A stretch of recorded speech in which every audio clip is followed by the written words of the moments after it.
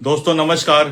दोस्तों मैं बिमल शाही आप सभी लोगों का अपने चैनल में स्वागत करता हूं और उम्मीद करता हूं कि आप लोग सब लोग स्वस्थ होंगे एवं मस्त होंगे। सभी राष्ट्रवादियों और सनातनियों से ये निवेदन रहेगा कि आप लोग मेरे चैनल को सब्सक्राइब कर लीजिए और वीडियो को लाइक एवं शेयर भी कीजिए।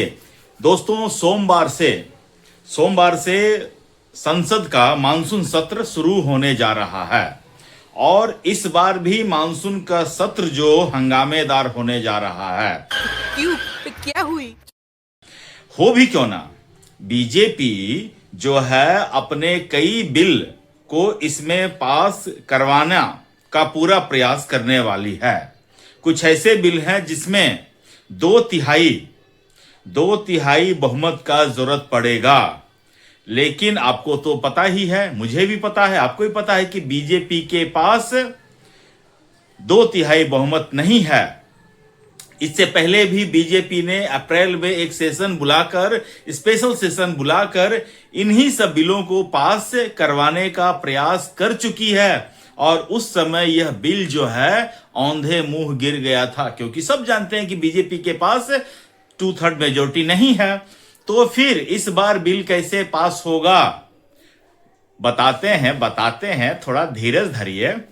दोस्तों, जब से बीजेपी का अप्रैल महीने में वो बिल गिरा है, उसी समय से बीजेपी के टॉप नेता जो हैं, अमित शाह हो, नरेंद्र मोदी हो, नितिन नवीन हो, उन्होंने यह तय कर लिया था कि किसी भी हालत में बीजेपी जो है ये तीनों बिल, महिला संशोधन बिल, परिसीमन बिल और one nation one election bill को पास करवाए के ही रहेगी और उसी के अनुसार काम भी शुरू हो जाता है।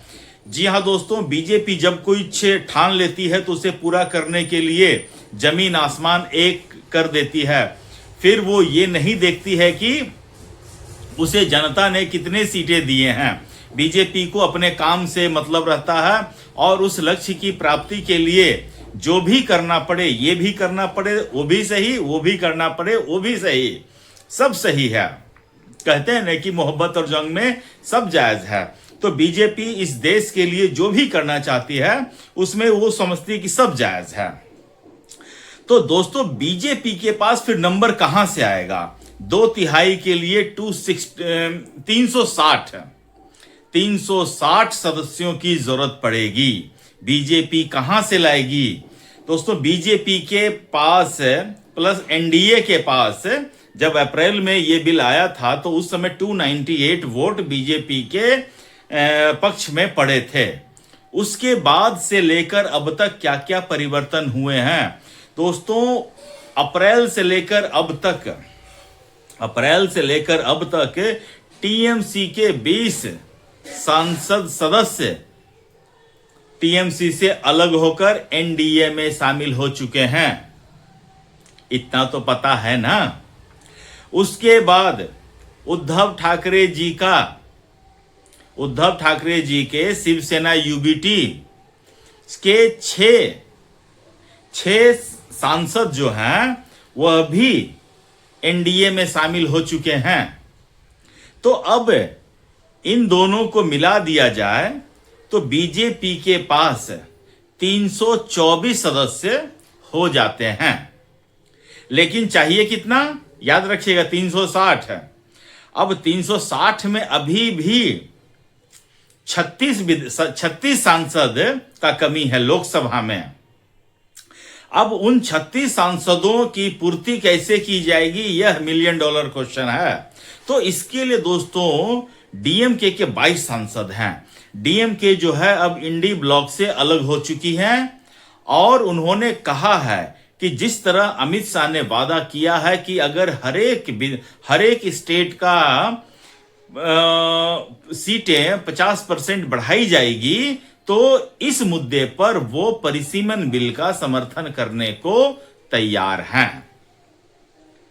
उसके साथ दोस्तों, अब बीजेपी को जब डीएमके का समर्थन मिला, लेकिन उसके बाद भी और भी सीटों की जरूरत थी और भी सदस्यों की जरूरत थी। तो बीजेपी जो है लोगों से बातचीत करना शुरू कर दिए और शरद पवार के जो एनसीपी हैं, जिसमें बचे खुचे विधायक बचे हुए हैं, 8 विधायक हैं, तो उन्हें तोड़ने का प्रयास होने लगा, जो सच्चाई है।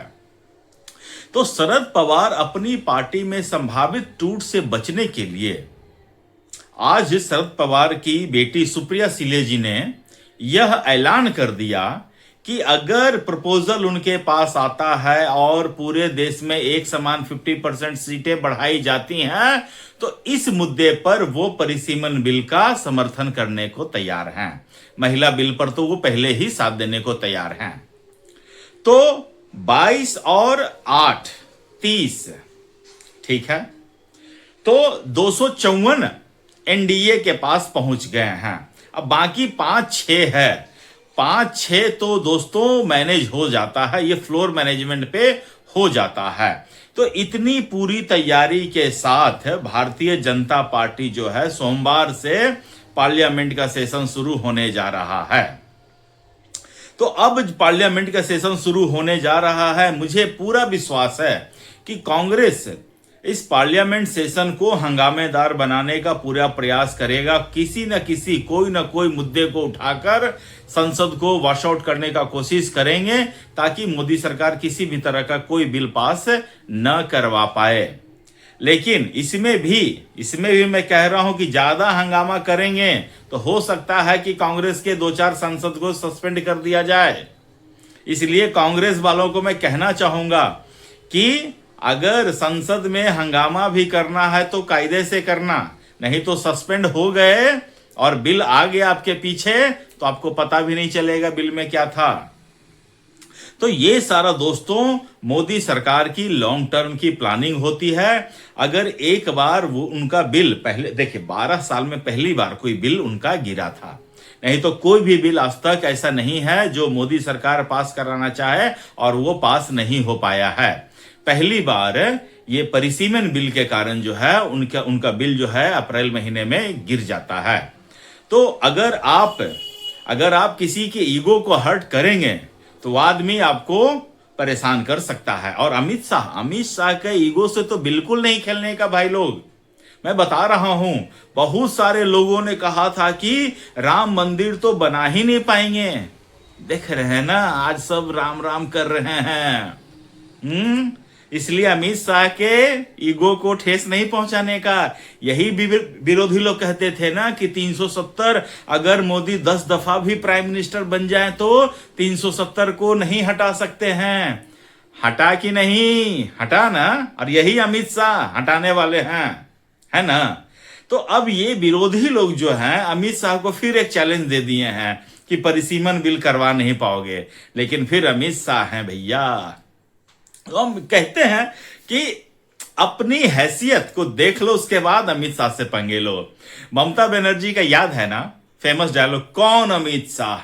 अमित शाह ने बता दिया कि कौन है हम। आज ममता बनर्जी एक दिया लेके अपना एक विधायक एक सांसद को खोज रही है। किस दिन उसके हाथ से कौन सांसद या विधायक निकल जाएगा उनको खुद ही नहीं पता है। तो अमित शाह ये चीज है। भारत के इतिहास में, अगर राजनीतिक इतिहास में अगर आप किसी को चाणक्य कहना चाहते हैं तो आप अमित शाह को बड़े फक्र के साथ आप कह सकते हैं, कह दीजिए, ठीक है ना। कुछ इफ बट सोचने की जरूरत नहीं है।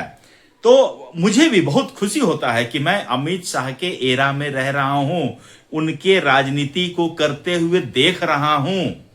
2014 से लेकर अब तक विरोधियों ने उनको जेल में डालने की भरपूर प्रयास किए हैं। लेकिन वैसे ही कहते हैं ना कि अगर आप सोना को जितना तपाओगे सोना उतना निखर कर आएगा। अमित शाह के साथ एग्जैक्टली यही हुआ है। कांग्रेस ने उन्हें तड़ीपार करवा के ये सोचा था कि उन्होंने अमित शाह के ऊपर दाग लगा दिया, लेकिन अमित शाह ने उस तड़ीपार वाले पीरियड को यूज करके अपने पूरे हिंदी बेल्ट में अपनी ऐसी पहचान बना ली, पकड़ बना ली कि आज उन्हीं का वो खा रहे हैं और कांग्रेस वही अपनी गलती का फल भोग रहे हैं।